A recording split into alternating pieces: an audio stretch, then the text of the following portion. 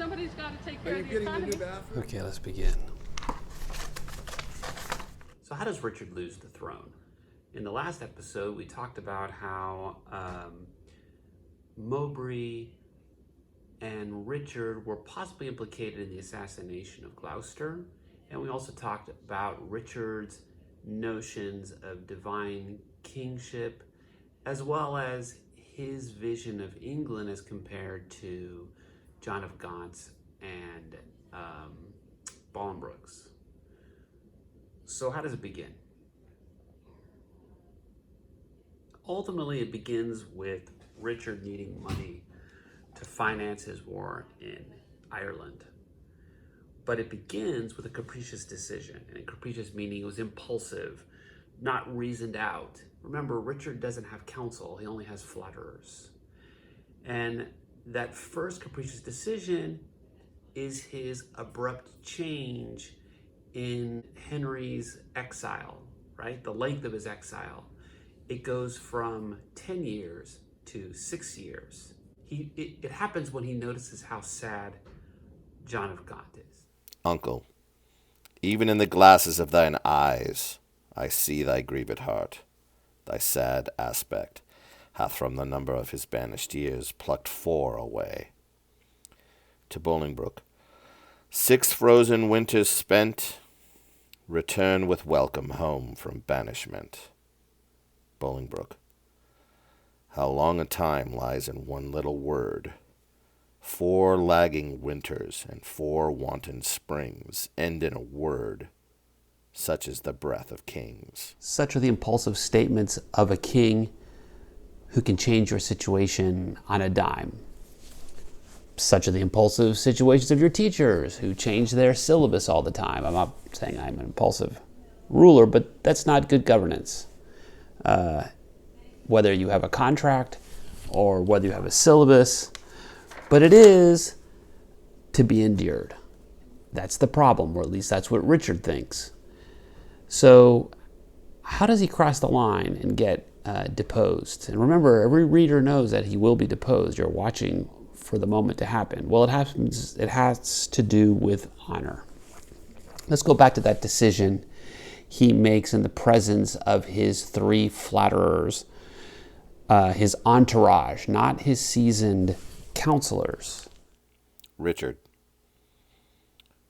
we will ourself in person to this war, and for our coffers with too great a court, and liberal largesse are grown somewhat light, we are enforced to farm our royal realm.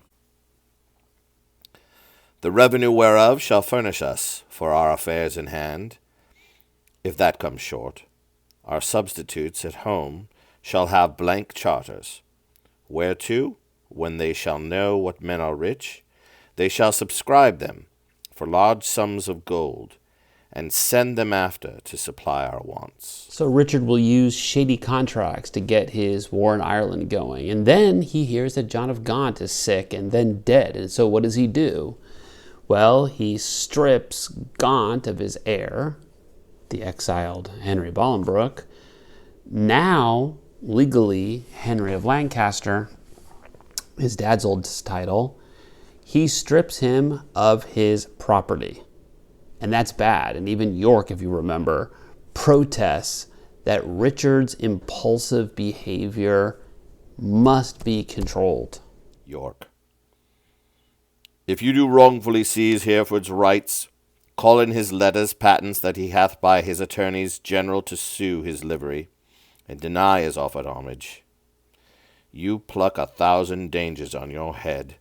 You lose 1,000 well-disposed hearts, and prick my tender patience to those thoughts which honor and allegiance cannot think.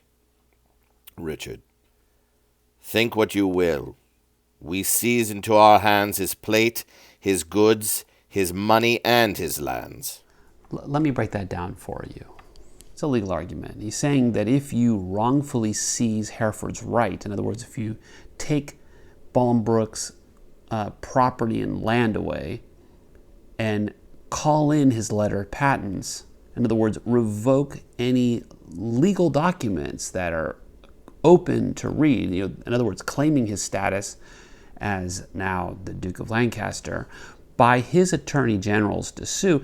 If you call in even his ability to sue, in other words, make a legal claim by his own lawyers, and his livery is his land and property, what you live on, right? Your livelihood, and deny his offered homage. If you deny his ability to swear allegiance to you, right, as a duke, you pluck 1,000 dangers on your head. You lose 1,000 well-disposed hearts, in other words, people who would be sympathetic to you, and prick my tender patience to those thoughts which honor and allegiance cannot think. You have to think of that word, honor. Honor will compel Henry to come back.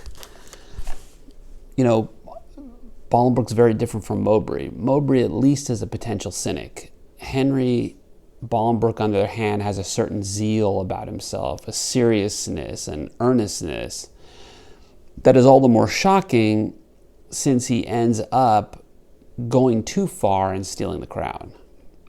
It really is a remarkable shift. And how that happens makes this play, I think, great. It makes it distinctive from other plays. Like how he justifies even to himself how he steals the crown. So how does he justify it? Well, when he comes back to England, he explains to York why he is back. My gracious uncle, let me know my fault. On what condition stands it, and wherein? York. Even in condition of worst degree, in gross rebellion and detested treason, thou art a banished man, and here art come, before the expiration of thy time, in braving arms against thy sovereign. Bolingbroke. As I was banished Hereford. But as I come for Lancaster.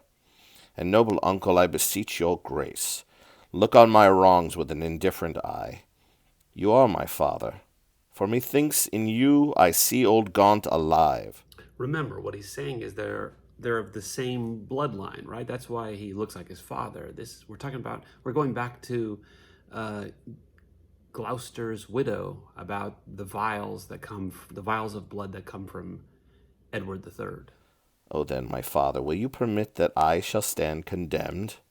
A wandering vagabond, my rights and royalties plucked from my arms perforce and given away to upstart unthrifts? Wherefore was I born? If that my cousin, king, be king of England, it must be granted I am Duke of Lancaster. It's about his new status, right, and title, as well as his rights as heir. He's now the new Duke of Lancaster.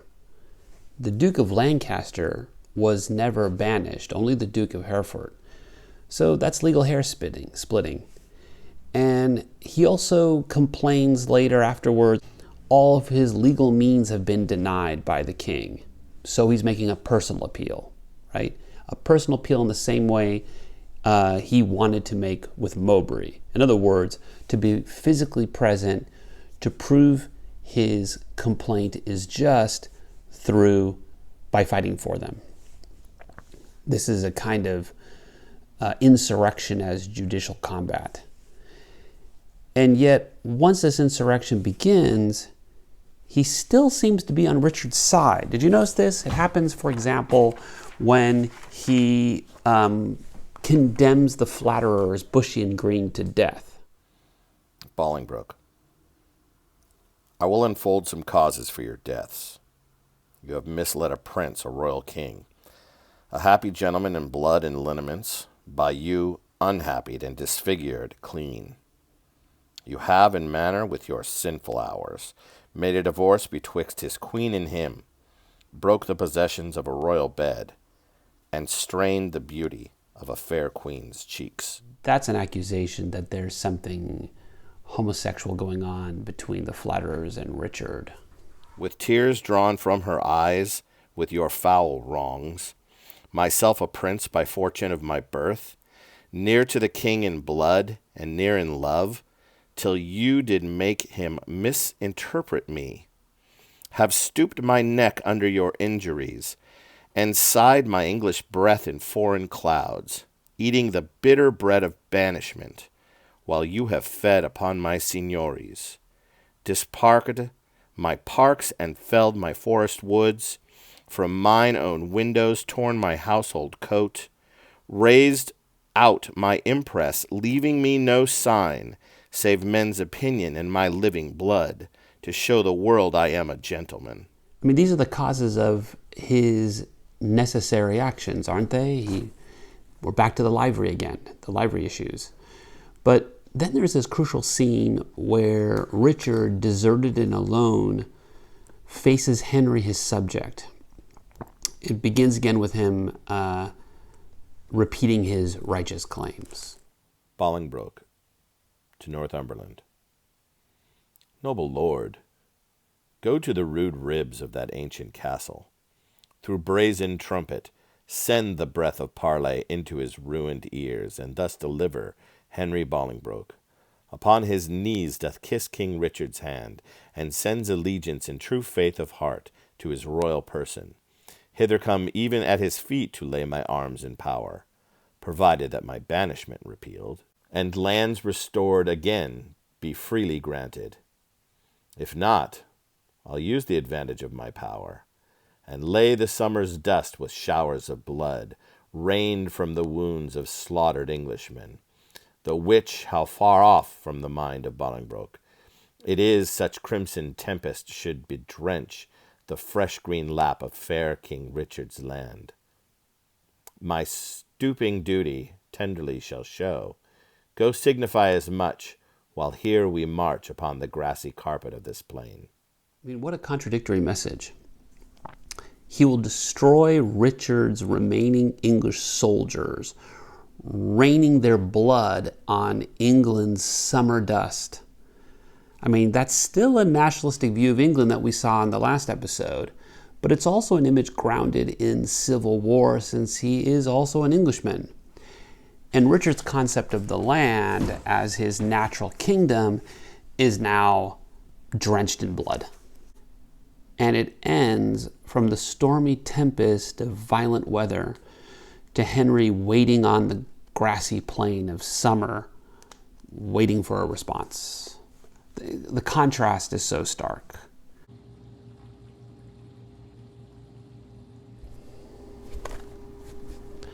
Someone just started the dishwasher. This is the problem we're going to have with teaching in our homes, right? Or studying in our homes, or working from home in this coronavirus nightmare. So with that said, let's stop. And the next episode will look at how Bolingbroke becomes king, how his claims suddenly lead to the throne, and how Richard seems to act as if he wants to be deposed. Alright guys, don't forget to like and subscribe and ring that notification bell.